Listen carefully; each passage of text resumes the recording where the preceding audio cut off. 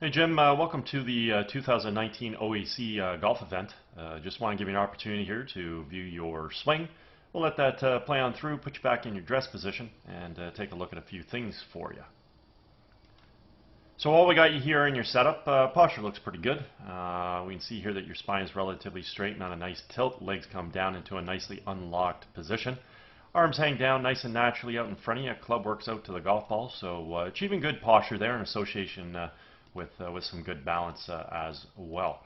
Next thing we want to observe has to do with your alignment. We can see your feet aimed a little bit left.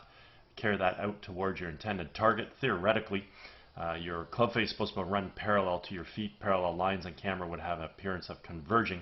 So unfortunately, we are set up a little too far left here, and that may be a byproduct of the fact that you're accustomed to seeing your golf ball sort of start out in that direction and then hopefully fade and or slice back on line.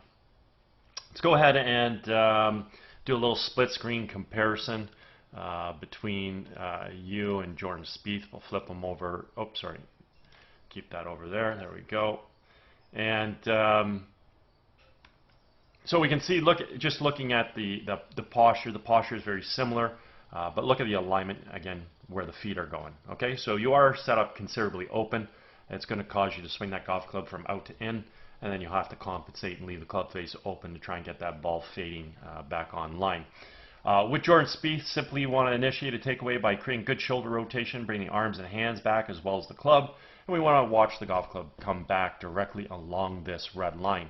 At this point in time, we want to establish some good wrist hinge into play where the club is going to transition from below to above his hands.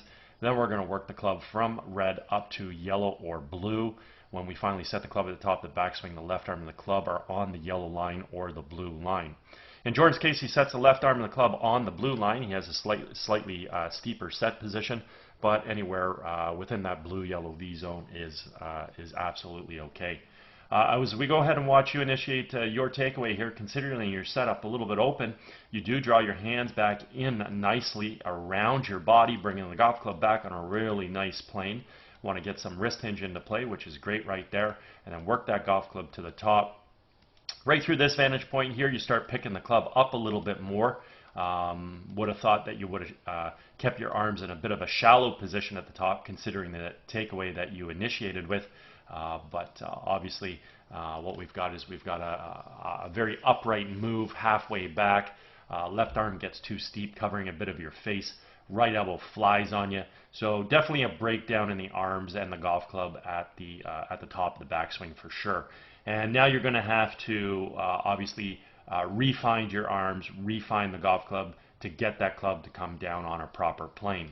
With Jordan Spieth, simply want to move the weight from the right to the left, fire the hips and the knees to the target, unwind the core and fire the hands, and in his case, bring the golf club from blue down into yellow, and then from yellow down back onto red, which is where the club originated.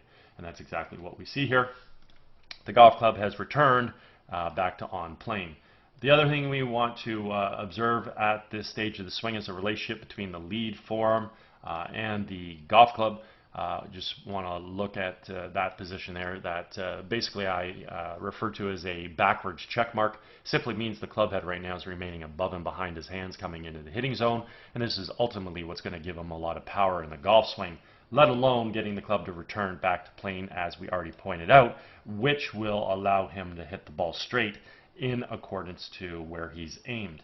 With you, we watch you create your transition back into the ball. Nice dropping of your hands and arms there. I'm not sure you're going to be able to drop them back in far enough to get that club to return back to plane, and definitely see at this point in time now that is definitely not going to happen. So we can see the club head here moving down into the next frame, moving out to there, and then in the next frame there. So if we connect the dots, let's just sort of get a sense of how the club was moving into the golf ball, and we can definitely see that over the top move, that descending plane is coming in way too steep versus where Jordan is, and then how that club tracks into the ball from an on-plane position directly from this red line. And again, as I said, this is what allows us to hit straight golf shots in accordance to where we're aimed, as long as the club face squares up via having a good grip. So three most important things we need: got to aim well, got to bring the club down on plane, got to square the club face up by having a good grip. Unfortunately, you're aiming to the left,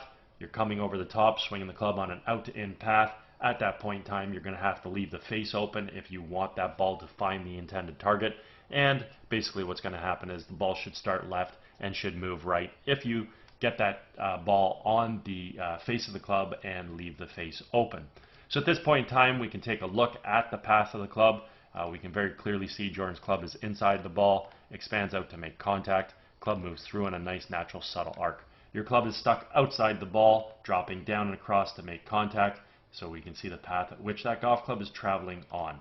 Very simply put, if you square the club face up to that path, with the club having approached here, hitting the ball here, very simply put, that golf ball is going to head out to the left.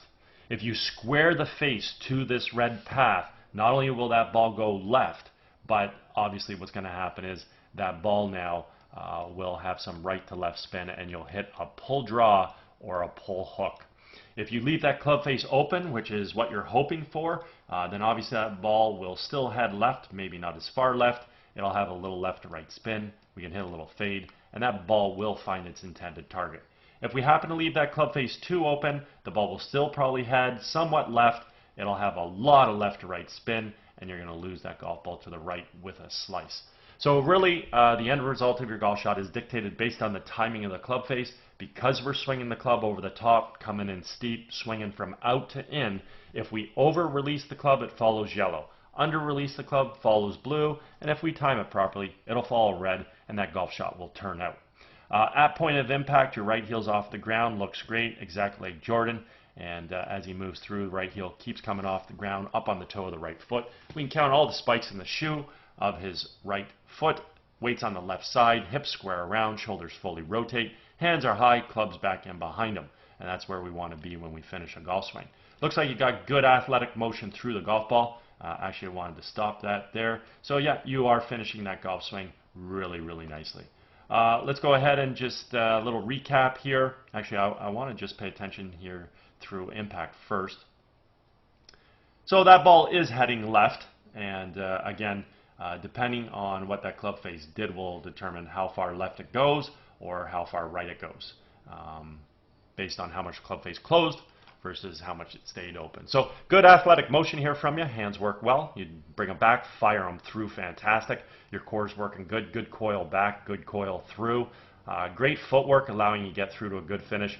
But again, if we want to be consistent, three things we need. Got to aim well, got to bring the club down on plane, got to square the face up. Unfortunately, you're aiming too far left.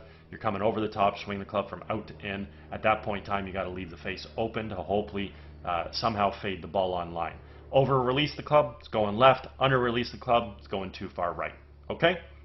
If you ever want to work on any of these aspects of your golf game, I'm located over at Glen Abbey, obviously where the event was held at.